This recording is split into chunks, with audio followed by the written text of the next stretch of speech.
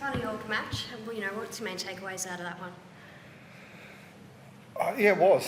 We were okay in parts. Our execution was a bit off.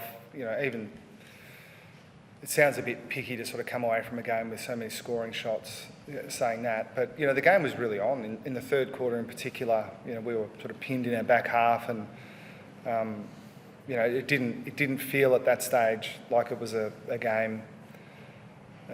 Against a team that just don't have any players left. It felt like a pretty high pressure game, and maybe we contributed to that a little bit with the way we played.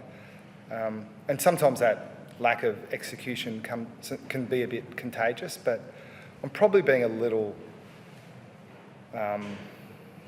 harsh, because when you actually take a breath and sit back, I suspect our takeaway will be we've worked really hard to get ourselves in a really good position at this stage of the year.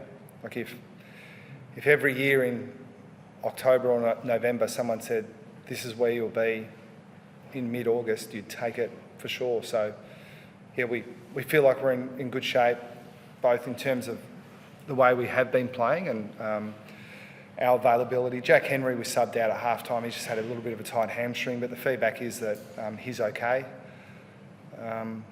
And it was good to get a little bit of exposure for Mitch Nevitt playing a full game and Jai Clark coming in as well. They've both been in great form in our VFL team. So, yeah, I hate to start by focusing on the negatives, but yeah, we still feel like we've got some improvement in our game. That's clear, but not sort of sitting back thinking that there's myriad things we need to fix before September. Was it the same hammy as earlier in the year for Jack? Oh, you're really getting down into the detail that I can't.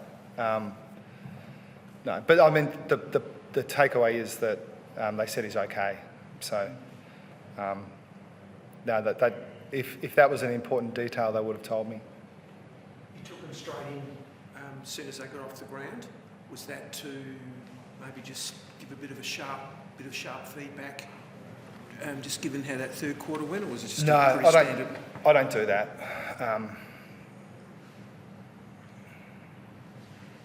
Trying to work out what I'm going to tell you, Rog. No, we've just got a longer break. It's Friday night. We don't play until Sunday week, and we've made a little tweak to our program that we wanted to make sure they were informed about before we don't see them for a little bit. I wish I could come up with something more interesting. It was pretty boring. Did you feel like you overpossessed the ball at times going into attack and weren't quite as efficient as you could have been? Yeah, potentially overshared the ball a bit. There's been a bit of, I suspect there's been some commentary because I've been asked about the Jeremy thing a bit, but I didn't think that was an over emphasis on looking for Jeremy necessarily, but that's probably one of the main points that I was referring to with our execution. A couple of times we had players out inside 50 and just couldn't convert, and sometimes, look, it's rarely a problem when you've got players who are looking to sort of share the ball, but I don't mind telling her at halftime, did make the point, hey, if you're in a position to kick the goal, just kick it. Yeah, it's a reasonable observation.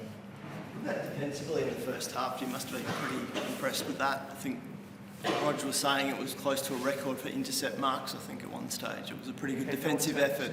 Yeah. Record for the first half. Yeah, so I wasn't across that, but Tom Stewart is sort of in good form, really important player for us, and like he took some intercept marks, but a couple of times where we just broke down a little bit in terms of our system, and he was able to scrap and kill a couple of contests that he was clearly sort of out of position on, at least initially. But the one that kind of should excite Geelong supporters, I think, is Connor O'Sullivan. Like, he's just growing with each game he plays, and his confidence to jump at the ball.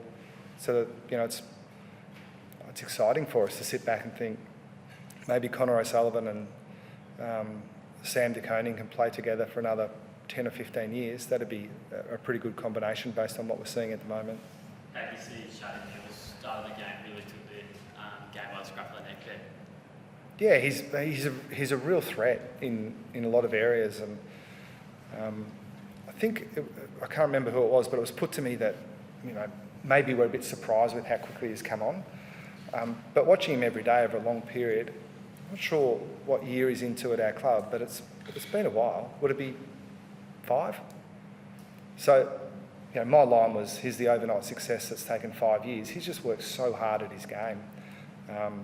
He walked into our club a brilliant athlete, and now he's a brilliant athlete who's stronger, who, you know, looks like he's going to mark the ball, and if he doesn't, he's up the ground, and, you know, he's valuable in the ruck. So, look, it doesn't surprise us at all the way he started the game, because if he gets a good run at the ball like that, he's going to be hard to stop. 203 centimetres, supreme athlete. Yeah, the signs are good with him. The saying is that backlines win premierships. How pleased are you with the state of the system that you've got out down back 2 weeks to go before the finals, Chris? Yeah, I think we're not overconfident. I look around, so Adelaide's attack, Brisbane, Collingwood at their best, Bulldogs, like it puts you back in your chair a little bit when you think about it. So no, we've worked really hard at it. What we have had is some cohesion back there. And we'd like to think that there's a couple of experienced players who'll get some VFL minutes that will sort of come into our thinking a little bit over the next month or so. But the guys back there have been doing a good job. But I mean, my take has always been that, you know, even before it was a fancy word, like team defence is always trumped, like relying on your defenders. So, yeah, it's an important part of the game for us. We've always focused on it. But, you know, having said that, I thought we gave up some pretty easy goals and we're under pressure in the third quarter. So, you know, far from sort of thinking that we're perfect. On Jeremy and his road to 100, is there a time in the game where you want to help him and get him to that milestone? Yeah, but I think it's a bit nuanced. Like, I'd love to think that it would be brilliant if we could sit in the coach's box and just pull the puppet string. It's just, I think we play better when the ball goes through him. I'm repeating what I've said for a month now, I reckon. Like, there is a line there where it becomes counterproductive, but we work on it pretty hard, and we back our players' decision-making in those situations. But it's an interesting point, that lack of execution, especially going inside forward 50. I can't think of many where we thought that was a poor decision because we were looking for Jeremy. And it's funny, if those balls were going to him, maybe we'd be creating a problem that doesn't exist. I think it's more an overall thing. Has anyone spoken to him about the 100? Do you know how? I mean, I don't know how driven he is to get there. I'm not sure whether that's a focus of. I mean, he's just such a. He knows that it's an issue, doesn't he? He was asked about it a few weeks ago, but he just put the attention on other people. Yeah. Really. Yeah. No, it didn't seem like it. Yeah. Sorry, Chris, could I just clarify, were you talking about Jack Martin before? The situation with Jack Martin and his late withdrawal? No. No. Could I? I'm happy to, though. Yeah. Yeah. So he was a little bit tight, sort of, in the last 24 hours or so.